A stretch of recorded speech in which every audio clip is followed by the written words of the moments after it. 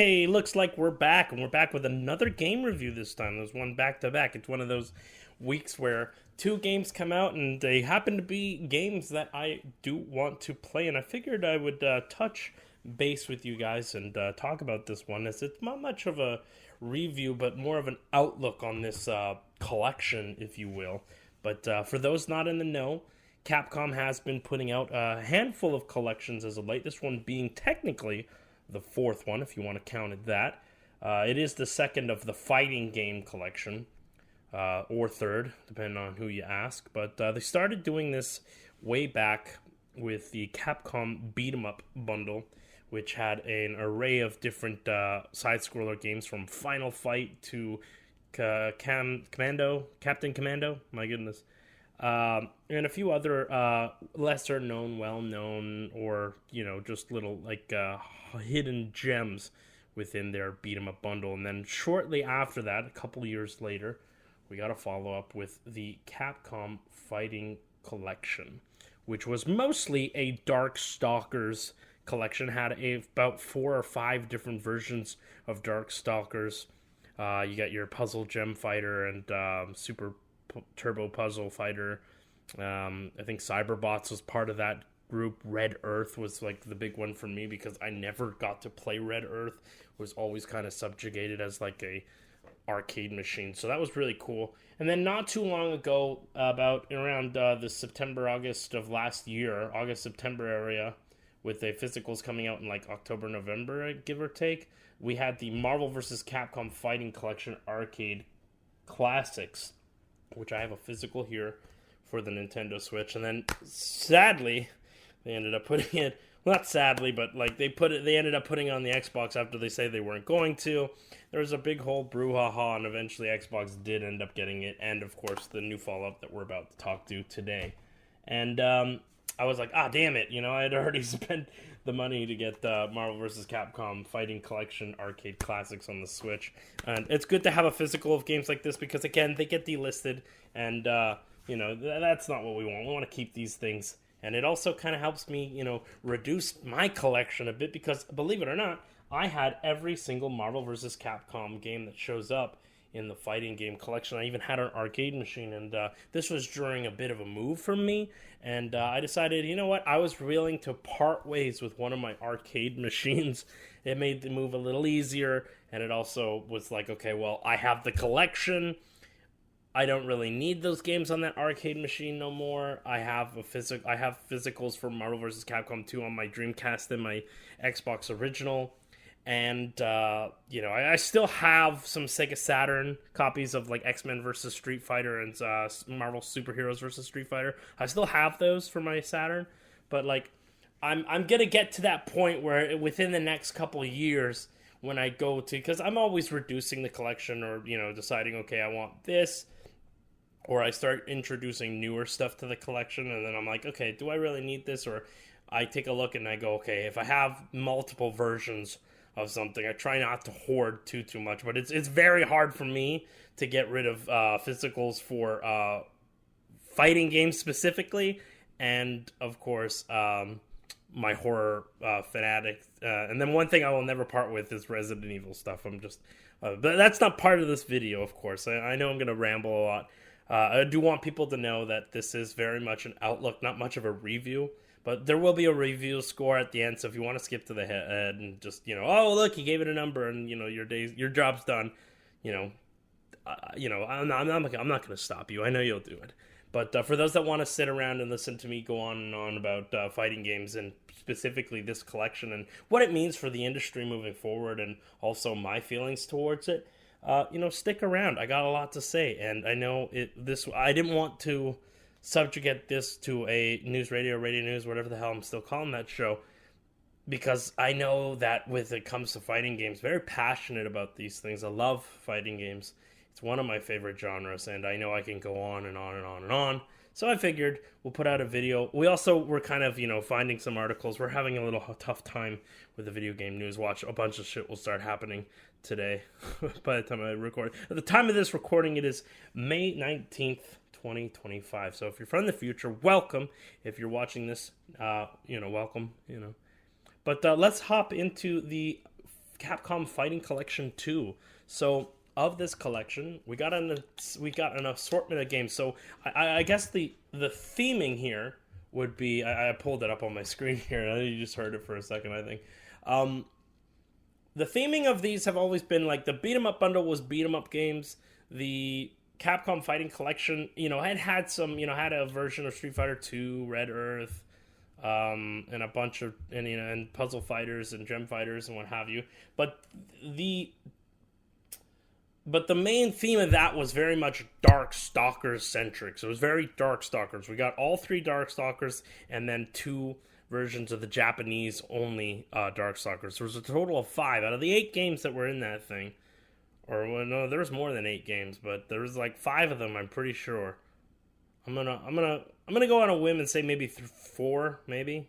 I'm thinking about it. There's like 8 games to in a collection, so I think there were 4 Darkstalkers games. Anyways, that collection was very much Darkstalkers centric. It was very themed towards Darkstalkers. They even pulled a lot of games like Puzzle Fighters had a lot of Darkstalkers characters. Super Turbo Gem Fighters had a lot of Darkstalkers in it. So besides Red Earth and Cyberbots and the version of Street Fighter 2, it was very much a Darkstalkers themed game. So we had Beat 'em Up Bundle, which was beat 'em up games of the old classic arcades. We have a Capcom Fighting Collection. The first one was very much a Darkstalkers-centered themed game. And of course, in the name itself, with Marvel vs. Capcom Fighting Collection Arcade Classics, was very much a Marvel vs. Capcom fighting games. I do have this one in front of me, so I have the luxury of not having to confuse myself. But I do have... It does come with X-Men Children of the Atom, which is the X-Men fighting game. It has Marvel Superheroes, which is the superhero fighting game. Then we have X-Men vs. Street Fighter, Marvel Superheroes vs. Street Fighter, Marvel vs. Capcom, and the big kahuna, Marvel vs. Capcom 2. And they even did us a little solid by peppering in the Punisher game. So, this was very much a Marvel licensed, very much all the things that Capcom has ever done with Marvel. So that's what this collection was. If that's what those collections are, I have to say that this next collection is 50-50 split. I'm going to say that it is half SNK with the collection of what what Capcom did with SNK with the Capcom versus SNK series, which they've done 2 of them.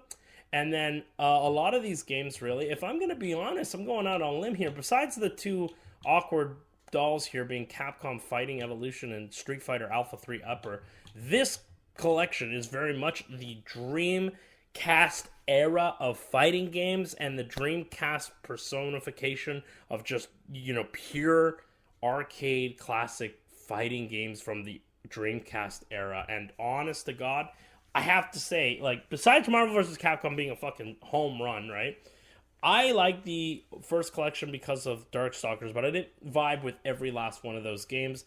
Beat 'em Up Bundle was neat enough. I did like Captain Commando, and I did, of course, going through Final Fight for the umpteenth billionth time was great, but I didn't vibe with too many of those beat 'em up games. I think this collection here, Capcom Fighting Collection 2. I know the names are confusing. That's why I keep saying them, just to help you keep along. But the Capcom Fighting Collection 2 is by far and away my favorite collection they've done so far. And this isn't just paid shit. This isn't just because, it's new and I've got a big heart on because I'm playing the fucking things. No, I genuinely think it's the best collection we have. There's only one ugly duckling, one little ugly duckling. We'll get into that, right? But here are the games. So without further ado, let's get into it. So, of course, as mentioned prior, Capcom vs. SNK, the first game, a.k.a. Capcom vs. SNK Millennium Fight 2000 Pro. Get a load of that name, right? Then we have the sequel, which was a year later, with Capcom vs. SNK 2, Mark of the Millennium 2001. Another great big title. We got Street Fighter Alpha 3 Upper, which is the PSP version, which has an abundance of characters, and we're going to get into some of these price points too. We've got the arcade classic, one of the greatest Dreamcast duology series to ever grace the Dreamcast scape with Power Stone and Power Stone 2. If you know, you know, but these games are pure adrenaline fun. They're super, super fun, and they're literally the before the likes of like what Super Smash Brothers started doing with Melee and onwards. Yeah, no, Power Stone was doing it first. This is what that is. It's this arena beat 'em up. It's chaos. It's so much fun, and the sequel amps it up and feels more like a novelty. I have to say, from what I played so far, right? Like, because I only played it in passing on the Dreamcast when I was younger. I have to say that I do prefer the first one to the second one so far. The second one is very crazy, though. I think the second one would be a lot of fun with friends. We'll get into that. Let's introduce the last 3 games here. Project Justice, which I have never got to play. I finally got to play it with this collection, is the sequel to Rival Schools, and it is by far and away my favorite game on this whole collection here. I do love Capcom versus SNK 2 a lot, but I never thought that I'd find a game on the collection that would actually get me to be like, okay, no, this is far and away. I absolutely adore Project Justice. We'll get into that soon. Plasma Sword, Nightmare of Bilstein. This one is very much like a Souls Calibur clone game that was out during the Dreamcast era. Surprisingly really good, very simplistic. Again, I'm going to dive into each of these games individually. And then finally, the Redheaded Stepchild, the Ugly Oogly Boogly, Dog Shitteroo, Capcom Fighting Evolution. We will, of course, get into that. So we're going to go ahead and we're going to start with the atypical Street Fighter game that, here's another version to pad out a collection of sorts and stuff like that. Now, it's Street Fighter Alpha 3. It's nothing you haven't seen before. If you've played before we get, of course, there was another collection, completely forgot, the Street Fighter 30th Anniversary Collection, which had Street Fighter Alpha 1, 2, Street Fighter Alpha 2, and Street Fighter Alpha 3. Did not have Street Fighter Alpha 3 Upper, which is, of course, as I mentioned prior, was the PSP game. Now, I know that there are different versions of Upper that have been ported to, like, the PC and to different consoles, but the first version that I'm familiar with, that is the one that's, like, the original of it, is the PSP version. Now, what makes this version so special in comparison to all of them is the fact that there is a abundance of new characters that never really got to do that, and they also have the ability to have access to different characters that are not exactly on the roster, if that makes any sense to you. So normally the roster has its usuals, but if you're familiar with Street Fighter Alpha 3, then you'll know that Upper here has some other characters here. So first and foremost, the 2 hidden characters are now on the roster permanently with Julie and Junie. Then they added the new challengers from Street Fighter 2 with the likes of Guile, DJ, T-Hawk, Balrog, and Fei Long.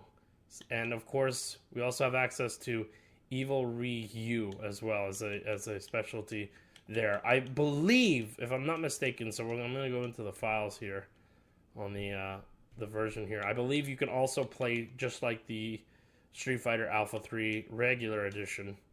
You should be able to access right away with just like clicking a button. Yes, okay, here we go. You can access Shin Akuma and Final M Bison. Now, again, if you don't know what I'm talking about, you're like, what the fuck is he going on about? But that brings the total to a total of 35 characters for Street Fighter Alpha 3. Of course, this is the definitive way to play Street Fighter Alpha 3, and it sucked for the longest that this has been subjugated to the PSP. I mean, that kind of sucks. So I'm glad to finally see it on a console, and one that actually has online capabilities. Now, I'm not going to keep saying this for all this. I might, who knows.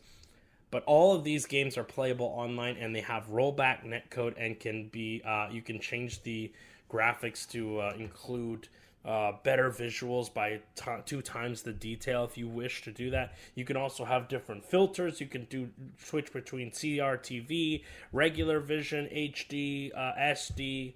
You can also put different filters to do different styles of CRTV, whether you like the cross-hatched lines that were going vertical or horizontal, or maybe you like that buzzy, pixely feel of it. You can make these games look exactly how you remember them. And that's something that's really great. I find most of these collections have all had these features, but I find the more and more we start doing these collections, the more and more creative they get with these aspects. So I personally play the game in full screen, and I have it on, I think I have it on CRTV, just regular CRTV, so I get that feeling of being on a CRTV. I really, really like that. You can also change it between full widescreen and 4.3 ratio if you wish to have it similar to that of a CRTV. Now, I know people are going to come for me in the comments. I play in widescreen or something like that. You can also change, if you're not playing in widescreen like me, you can also change the if it's in 4.3 or if it's just the default style. You can actually have it where you can change the borders and the artwork, and you can scroll around all the different what would have been on the arcade machines for these ports. And oh my goodness, it's really cool to see some of these artworks. Of course, just like all these collections, there's a museum, has access to the gallery and music, and you can see never before released artwork. You know, this is all fine and dandy. Let's get back into the games, okay? So Street Fighter Alpha 3, of course, has new... Street Fighter Alpha 3 Upper, my bad. Upper here has more characters, and it's just a more definitive facto version of Street Fighter Alpha 3. That's not why we're here, though. We're going to go ahead and get into Power Stone, and we're going to continue down the list here. So Power Stone is this arcadey classic Dreamcast game where you and up to 4 players can basically brawl it out on this one giant square map where there's tons of different throwables and interactables and destructibles. You can flip tables, you can like alley-oop, jump over tables and like flip the table behind you and send it smashing into your opponents or just causing havoc on the stage. There are poles in which like certain characters can jump onto the pole and spin around and smack everybody in the direction wherever they're around. This ain't your typical 2D fighter where you're side-scrolling left and right. It's like, think Super Smash Brothers, but like almost like before Super Smash Brothers, you know? I think the thing I can attain it to in terms of like camera and overall style is if anybody here has ever played Shrek Super Slam. If you ever played Slam, you know exactly the kind of camera angles that this game's going to use. There's crazy stuff going on with the stages. You have the ability to fall off of stages. You have the ability for the stages to completely disappear below your feet while you're fighting. There's all sorts of different shit that's going on with it. They even have different characters that have different attributes. So like where some characters can jump and spin around the pole, like I was talking about, there are some characters that basically just grab the pole like a freaking baseball bat and just swing on each other. Oh, it is pure chaos. It is super fun. And we're going to go ahead and get into the reason why it's called Power Stone. There are these stones that you can get that basically give you a bit of an advantage to your teammates. Now, the idea is you collect 3 of them, and you'll be turned into a mechanized version of your character where you have an infinite super that you can basically just keep shooting until, of course, the drain bar below your health bar goes. It's chaos. It's brutal. It is very, very fun, and it is highly addicting. And it's one of those things where I was like, oh shit, I really don't want to keep playing Power Stone. I gotta try all these other games. Power Stone 2 now. We're gonna jump into Power Stone 2. Power Stone 2 is definitely more of the same, but way more chaotic in terms of stage and the fact that they're going, okay, instead of 2v2s, or we're going to bring it down to 4 players. We're going to have 4 players, and there are permanently 4 players. Now, Power Stone could have up to 4 players if you plugged in, Dreamcast controllers, or in this case, in an online setting now, due to the Xbox Series X and PS4 and 5 capabilities.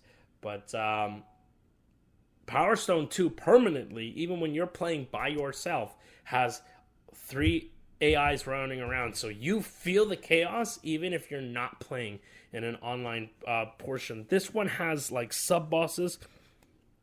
You can work together with the people or fight them. You can even revive your own enemies during bouts where you're like, okay, I'm slowly kind of losing to this one character, and this dude and player number 3 died. Player 4 is almost on the brink of dying, and this other dude who's player number 2 and you're player number 1 is just wrecking ass, and he's doing the motion. You can actually pick up your enemy and work together to try and take out this dude, or it could backfire on you completely, but the chaos is wonderful.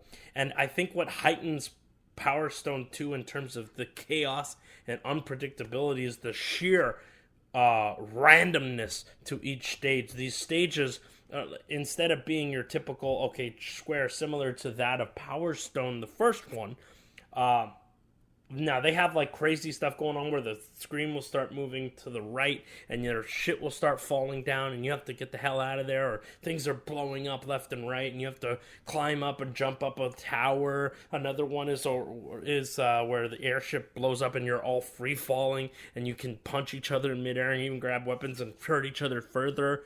There's all sorts of wacky combinations, and it's a blast to play through, even without friends to play it with. It's just pure chaos. So you could imagine the pure joy and some of the fun that is to be had when you take this bad boy online and you start messing around with your friends and fucking about and like screaming at the top of your lungs and just getting all goofy and having fun. Power Stone 2.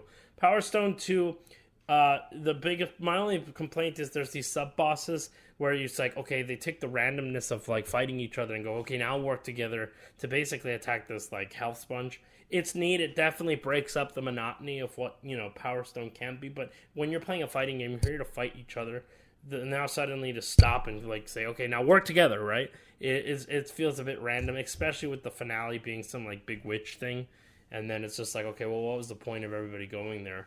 Especially with the fact that they, if you do manage to knock the other person off and drain their health completely, it can sometimes lead to only just 2 people being present at the very end to actually finish and beat the game. So, of course, like all of these games in this collection, I think I failed to mention this one, but a lot of these games have the ability to basically go into the game and change the difficulty settings, attack, power, timer, speed select, all sorts of stuff you can do. You can change the max amount of rounds, graphic content, all sorts of different things here. You can even put in coin mode if you want, so that's pretty cool. Another game that we have here, let's go ahead and get the black little sheep out of the way. Let's get the ugly duckling, the redheaded stepchild, the ugly little bitch, Capcom Fighting Evolution. Now, Capcom Fighting Evolution is an ugly-ass game, and it's one of those games where it was always a bad game, and it's never gotten any better. And so, with this, we've got ourselves basically a Frankenstein's monster of a game. If you don't know, well, I'm going to fill you in here. Capcom had a quota in 2004. They tried to get a game out the door. It failed, and so they basically just hodgepodge together this game as a last-minute effort to try and save face. And it is basically they basically took characters from their different franchises and put them all in one game. Now that sounds kind of cool, right? Oh, that's awesome. Red Earth characters going up against Street Fighter and Darkstalkers characters, and some different eras of Street Fighter characters. That sounds gnarly. Way to go. Well, here's the problem: is they didn't actually change anything when they did this. So every aspect and style and super bar and abilities and everything from whatever game they hail from is what those characters have. So there are Street Fighter 2 characters, Street Fighter Alpha characters, Street Fighter Third Strike characters, Red Earth, and Darkstalkers, and then we'll get into the secret characters here in a sec. But here's the big problem, is that there are some characters that just have access to much more stuff, and they're more advanced games. So, honest to God, the only way to really win and do really well in this game, if you actually were to play this game competitively, is to just select the Street Fighter 3 Third Strike characters. So that leaves just 4 characters. Each game hails 4 characters in total. So there's not much to work with. The characters from Street Fighter 3 being Chun-Li, Alex, Urien, and Jun, which is really weird. They didn't do Yin and Yang. Sorry, I meant to say. Yeah, they're able to basically parry like they do in Street Fighter 3 Third Strike.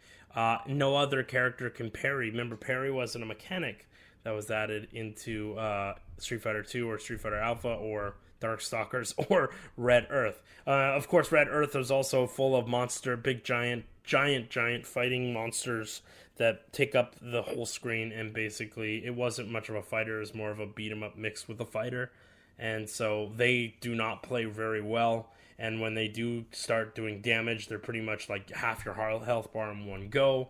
The Street Fighter 2 characters just struggle to keep up, and then Alpha characters are just rolling around the screen, and then Darkstalkers just don't know what the fuck. Sometimes they're like hyper good, and other times they're just fucking terrible.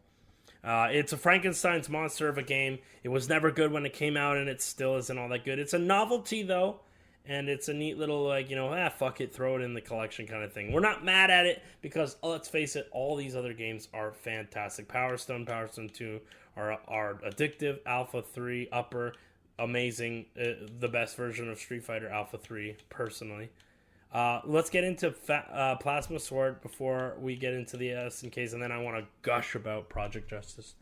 Now, Plasma Sword Nightmare of Bilstein is a very quirky, odd game. This was definitely during the era where everybody was chasing that 3D, clout. People were trying their hardest to replicate what Soul Calibur was doing and what Tekken was, slowly starting to do as well. And so I guess Capcom tried to take a lesser-known franchise, what was once a beat-em-up game, and turn it into its own fighting game. They have Plasma Sword. There is probably the most bizarre characters ever. It's the game I'm currently playing through. I've literally gotten every achievement in this game except for one, and that's to play through each game with every single character. You have to beat every single game with every single character. It's taking a while, but I've done everybody in Capcom Fighting Evolution and Project Justice. I'm about halfway with Power Stone 2, and I just said, I need to take a break from Power Stone 2 because it's addicting. I'm going to go play Plasma Sword. So I'm working through Plasma Sword right now. I find it very, very entertaining, very simplistic. X is your light, Y is your heavy, B is your kick, A is the ability to basically dodge out of the way and go left or go right. And when paired up, you can definitely see the fluidity of it all. It's not too hard to get the concept of this thing. You do a full swivel forward, pressing X and Y at the same time, and you do a super. And each character has 2 supers, one with a swivel forward, one with a swivel back. And then, of course, you can press Y and B at the same time to activate your plasma, which basically brings people into this giant square thing, and then your character gets like a super, like an automatic super by just pressing any button, really. And it's very simple, but it's very, very fun. There's definitely like, it's definitely broken. I couldn't see this being played in a competitive space because there's like several characters where you can just like loop kill the hell out of your opponent and just tap the Y button and then quickly go into like a super. But it's quirky and unique. I definitely would say give this one a shot. If you're looking to it, you might find this one to be your favorite one. It is definitely reminiscent of the Soul Calibur games. I find the characters are just so bizarre. They're so weird. There's a character. Now I'm going to go ahead and pull up the information here to help me out with this one, because I'm not too familiar with their names as well. But his name is Saturn, all right? And he is this weird green alien thing with like a triangle head. He's super weird, and he literally fights like, get this, he's just Michael Jackson. Literally, he's Michael Jackson. Pressing backwards to walk backwards is literally him doing the moonwalk. It is legit the bizarrest thing ever. One of his supers literally stuns the person, and then they start dancing together and doing the one of the Michael Jackson's famous dances. It's so bizarre. It's such a strange fighting game, but you know what? It's uniquely its own thing, and I give it credit. I've been enjoying it so far.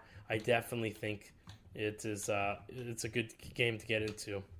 Now, I'm going to try and speed run these other two here a little bit because I know they're very much two of the same coin. We got Capcom versus SNK and Capcom versus SNK 2. Now, the difference between these two is that Capcom SNK 2 has a lot more different grooves to choose from. And hold on one second. And will also has a ton, and I mean a ton, of characters to choose from. Capcom versus SNK, the first Capcom versus SNK game is a versus game where you can choose up to 2 to 3 characters to your team, but sometimes it's only one. It's this weird balancing thing where it's like, oh, some characters have a level 4 power, so if they have level 4 power, you can only have that one character. You have to meet 4, so you can have a team of characters that each have like 1, so you can have 4 people to a team if you want. There's if they're level 1, that is, if they're level 1. If they're level 2, then of course you can only have 2 level 2s, or maybe 1 level 2 and 2 level 1s, you know? Or if you choose a level 3, then you're forced to choose 1 level 1 to be with your team. And of course, there's the level 4. So there's only like 2, 4 characters. It's a bit of a balancing nightmare, and it's kind of a pain in the ass, if I'm being honest with you. Whereas the second one definitely says, okay, fuck all this 1, 2, 3, 4 nonsense. We're just going to have it where it's like, okay, you choose 3 characters, right? And each of them is level 1s, right?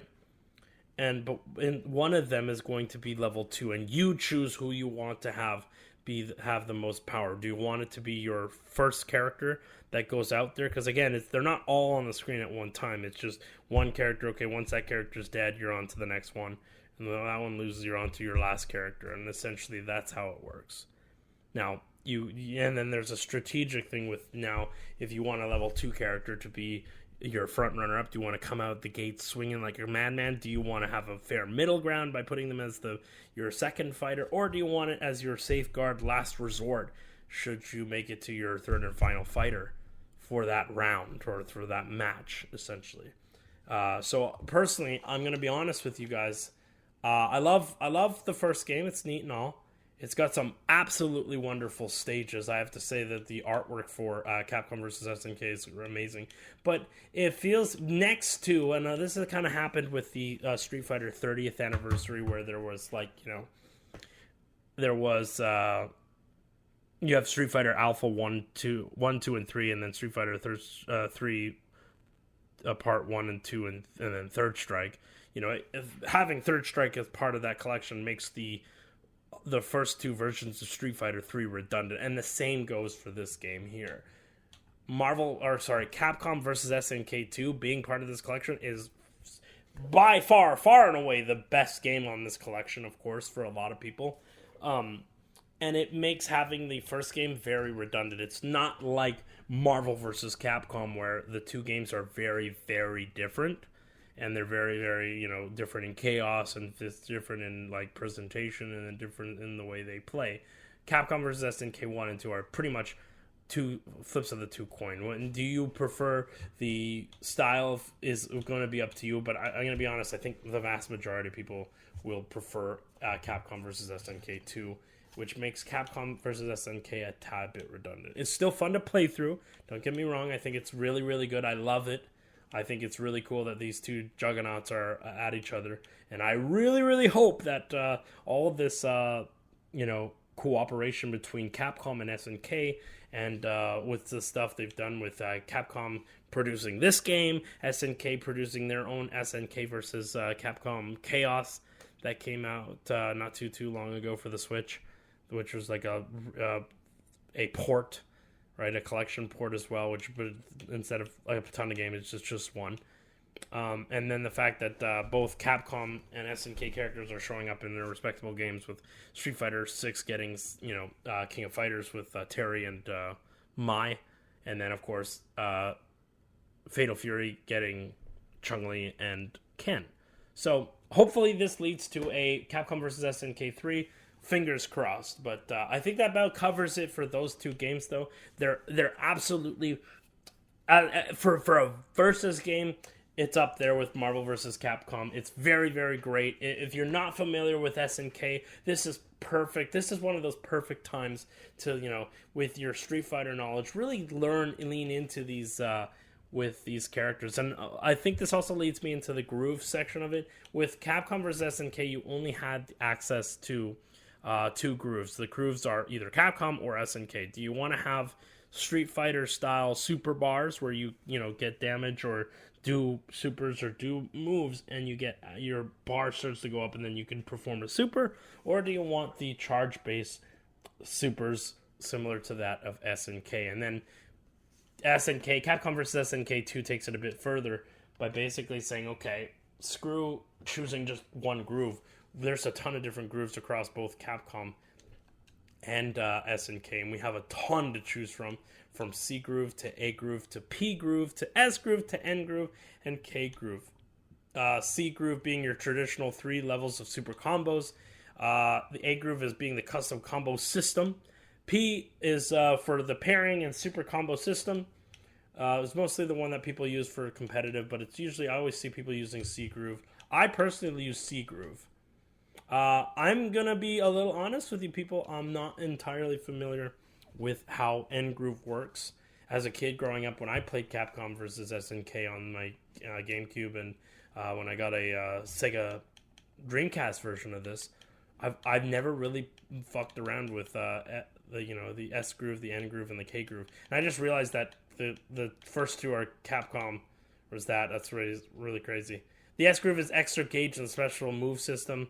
N groove is advanced gauge and special move system, and the K groove is just the defend and rage meter, which is like from Real About. If you know these games, then you'll be familiar with these, but it implores you to kind of experiment and have fun with the game, which leads me to my next topic. These games are absolutely addicting and leave so much room for you to explore, and just kind of combined with it, the massive roster, especially for Capcom vs. SNK 2. Wow, the sheer amount of like creativity and so much stuff you can do in these games is just wild. And it's really cool to pair up some SNK characters with like Street Fighter like style supers with your Street Fighter characters, and vice versa if you want to prioritize using SNK characters and stuff like that. But I'm really cool. It's really cool to also see some it's not just Street Fighter characters as well showing up in there. We got Morgan from Darkstalkers in here, as well as Kiyosuke from Rival Schools. You got Eagle in here, Maki as well. My goodness, it's crazy stuff. And then same for SNK. They didn't just do King of Fighters. They put some Samurai Showdown characters with Nakaruru, and of course the legendary Hahomaru himself making it into there. And I think they even put a Last Blade character in here, if I'm not mistaken. Let me find her here. Ibiki's in here. Yeah, there you go. There she is. That's pretty cool. So it's cool to see a bunch of SNK and Capcom. I would love for a sequel, and I can't stress that enough. I'm really excited, and I hope for the future that there is one. Now let's get into the last game on the collection before we kind of go off onto what I think the future holds for Capcom and their potential fighting collection. Project Justice. I never got to play it, and I think it is by far my favorite game in the collection. It is like this 2D, 3D.5D fighting game. It is so freaking fun. I've never felt more like I got hooked on this game right away. I never really got to play the Rival School series. I only heard about it in passing, and I think this will lead me more into my reason here as to why that is. But oh my god, when I started picking up this game, I meshed with the characters almost immediately. I was having so much fun. I felt the fluidity of it all, and the way it just kind of, as a fighting game fan, I immediately like, okay, it's like I'd never left, I've never played this game yet. I was like hooked on this game immediately. It was very good. I had a lot of fun with this game, and before I knew it, I had just finished up playing the game, and I literally played and beat the game with every character. I saw every ending, and I was like, oh my god, I wanted more immediately, and it's probably the one that I'm most excited to get online and start, messing around with. The online portion of this game works pretty well. There are some drop-ins here and there, but I haven't really experienced too much of the online portion of this game, so I can't like question that. You do have to understand that it is Capcom. Sometimes these games can they work really well online, and then other times I get a little bit of a stutter here and there for the game, but that's just how some of those end up being. Project Justice though it's phenomenal. It feels great. I love the characters. I love the designs. I love the aspect of like, okay, here they are in like a school, and they're like, the different like certain characters are like, some are jocks, some are cheerleaders, others are like, sports affiliated. They have a handful of sport affiliated like fighters. Some of them have like one has a baseball bat, another one's soccer oriented, one's volleyball oriented, one is a straight up diver, and it's so silly, but it's so fun. And you start playing these characters, and it's just like, oh my goodness. Immediately I started meshing with this game. I can't say enough good things about Project Justice.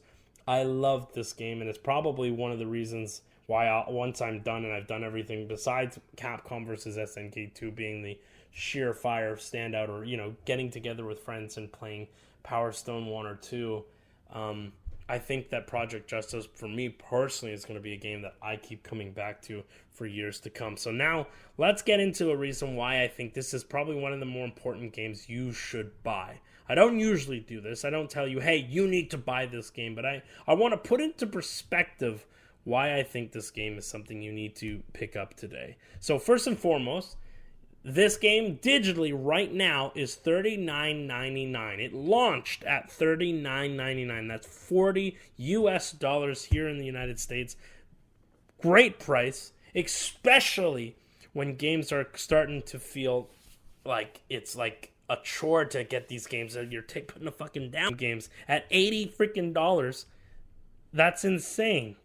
People don't have time, money, and the resources to be doing that every single time. So for a game to come out and be $40, that's pretty good. Now, a lot of you might be saying, well, $40, it is a collection of a bunch of old games from the 90s and the early 2000s, you dummy. Why should I spend that money? Well, I have a really good reason for you. First and foremost, let's start with the prices of these games.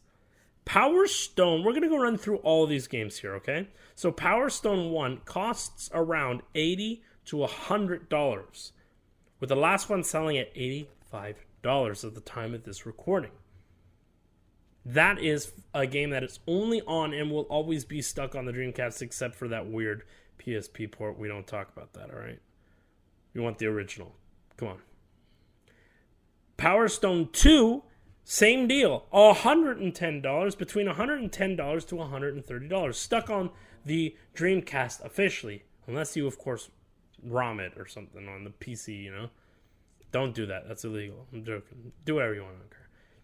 Plasma Sword ranges between $50 to $60 online. Capcom Fighting Evolution, of course, piece of shit, $20 to $40 on average. So if it's open, it's about $20-ish. If it's sealed, it's $40. It's nothing. I have a sealed copy, believe it or not, of that game. I'm looking to get rid of it. Capcom versus SNK Millennium Fight 2000 Pro is between $50 to $70. Capcom versus SNK 2 Mark of the Millennium 2001 now is $30 to $50, but was originally $115 on average, but the price dropped tremendously due to the this game actually coming out.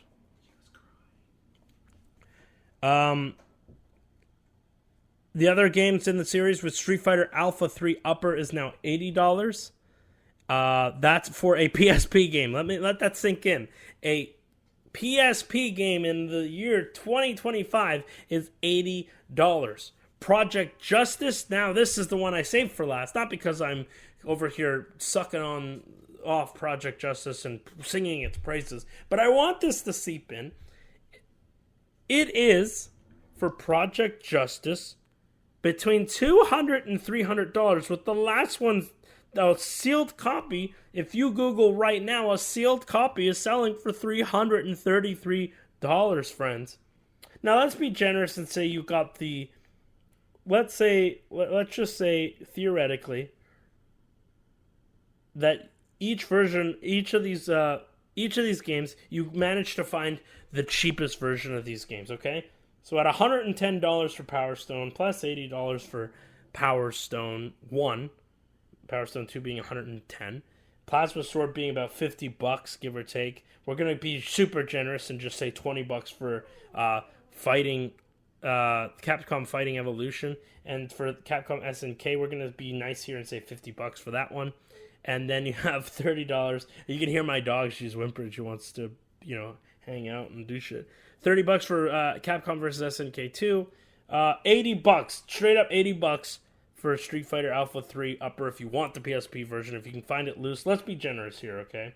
Let's go ahead and say you find it loose and somebody was willing to give it to you for $40. We'll cut the price in half, all right? Well, I'm being super generous here, all right? And let's say instead of $200, you managed to find a copy for $180 for Project Justice. So this is being super fucking lenient with these prices. You're looking at $560 to play these games. This isn't including the fact that Power Stone 2, Plasma Sword, and Project Justice are all stuck on the Dreamcast. Again, you haven't taken into consideration that you need a Dreamcast, a working Dreamcast, in 2025, which is not an easy feat. And the average for those things go for around $150 to $250, depending on quality. If it's all fucked up looking, congratulations, you still owe the motherfucker $130 to $150. That's ridiculous. On average, to play all these games, and plus the PSP, you got to take into account you need a PSP, and we're not counting the fact that Capcom vs. SNK 2 and SNK 1 are on Xbox Original, PlayStation 2, and the GameCube, and the Dreamcast, right? All these versions, depending on what console you own, the price goes up. I was being generous by saying $50, $70. That game's actually like anywhere between $80, $90 to $100, depending on what you're playing. If you're playing that on a GameCube, forget about it. You're spending $100. So I'm being mighty generous with these prices, given that it's like, and we're still at $560. In fairness, I think you're probably paying $800 for these games. You are probably going to end up spending $800 to play these games, not taking into account that you still need a working Dreamcast or a GameCube or a Xbox Original and a PSP for most of these games, but for sure a working Dreamcast. That's almost $1,000 just to play some of these wonderful titles. Nobody's gonna do that unless you're a weirdo that likes collecting like me. You're not gonna do that, and that's one of the reasons I never played Project Justice. It's always been hovering between $180 to $200 to $300, always on any given day, and it's hard to warrant spending that, especially on a fighting game.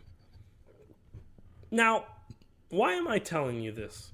Well, I think we got the plot away, but I think the real reason here, and I think you can all agree, $39.99 is a hell of a lot better than spending upwards of between $500 to $800. Let's all agree that that's probably for the best. That's not including the fact that these games almost always go on sale and drop anywhere between $30 to $20, and as low as, and I've seen these collections go as low as $15.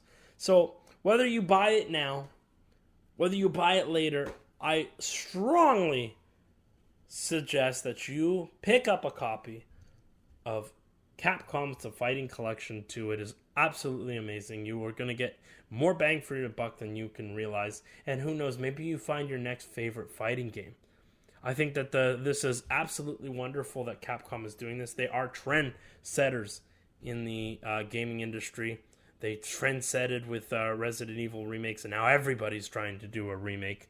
They set the trend for Resident Evil back in the day with changing genres completely, and since then, you've had a ton of different genres changed. God of War would not be where it's at if it weren't for taking the risks similar to that of what Resident Evil did with Resident Evil 7. This isn't just me jerking off Resident Evil 7. They've done tons of things back in the day with arcade things. They were trendsetters for fighting games with Street Fighter 2. They were trendsetters for sequelitises with the Mega Man craze back in the day.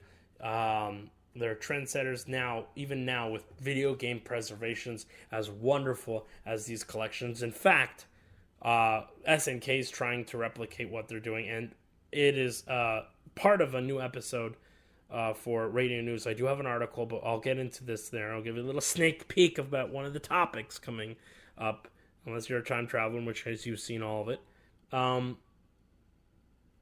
There is, in fact, Konami starting to do the exact same thing.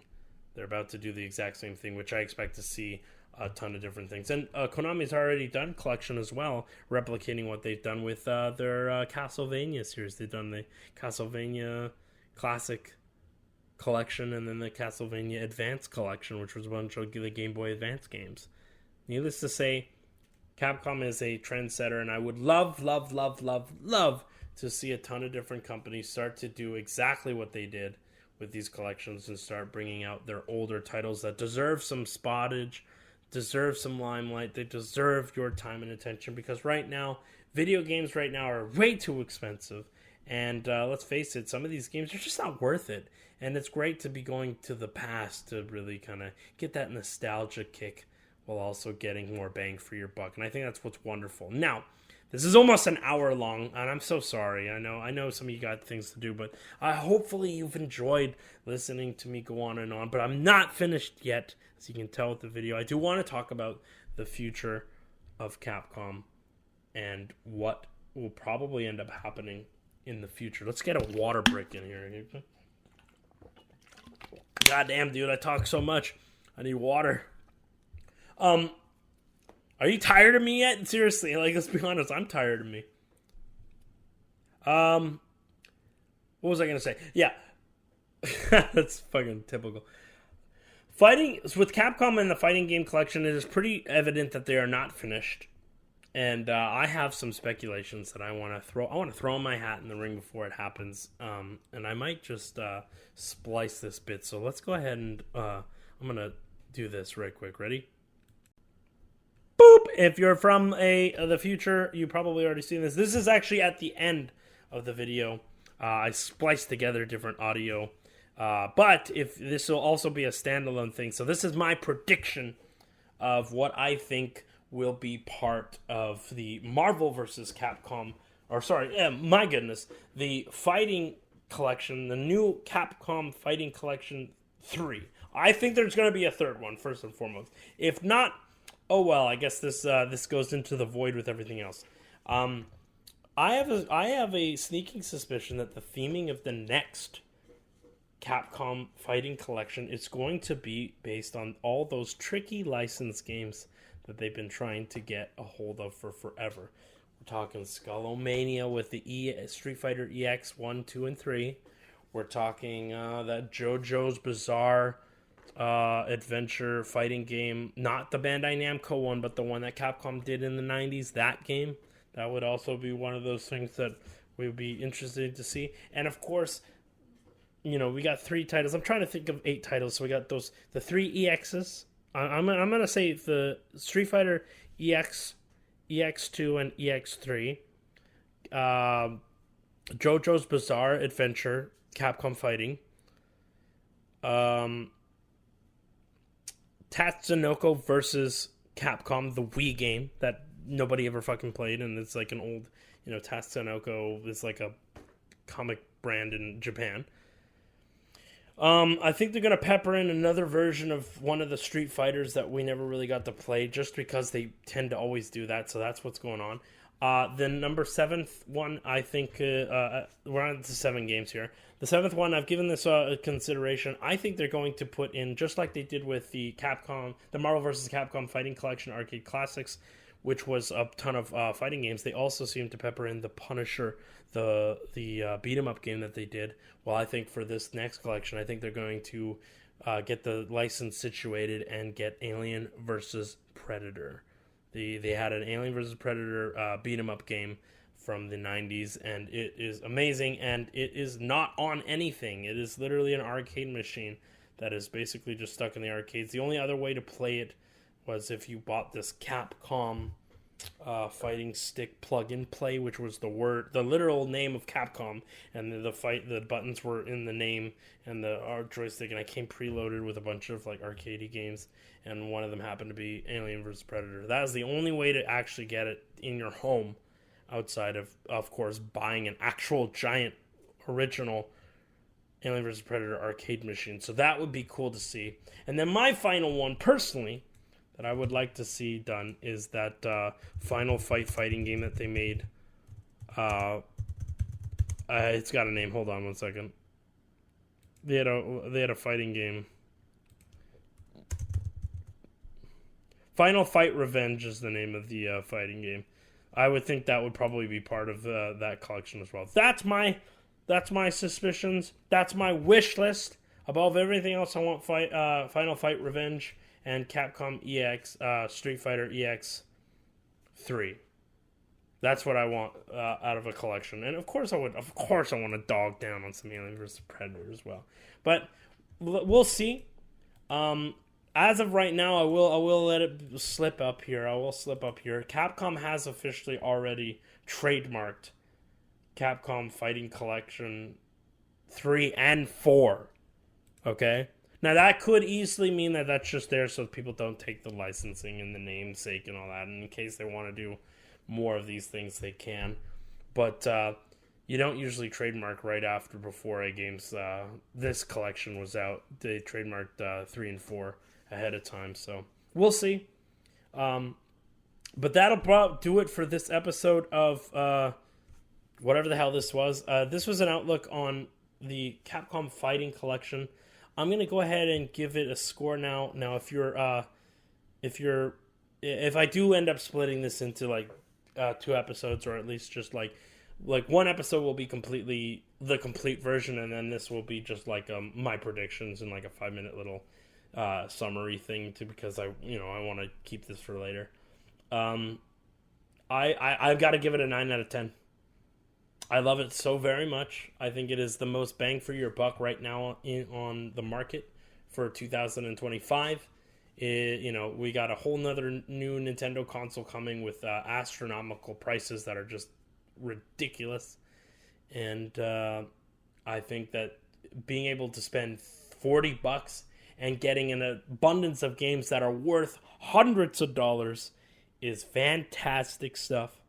And I am super, super excited for the future, not only for Capcom and their determination to preserve games with these fighting collections, but also the future for what can potentially happen if Capcom continues to work with SNK. And fingers crossed that we get a Capcom versus SNK 3, and that Final Fight Revenge makes it into a collection in the future, so Papa can finally throw criminal up blasts and screech at the top of his lungs.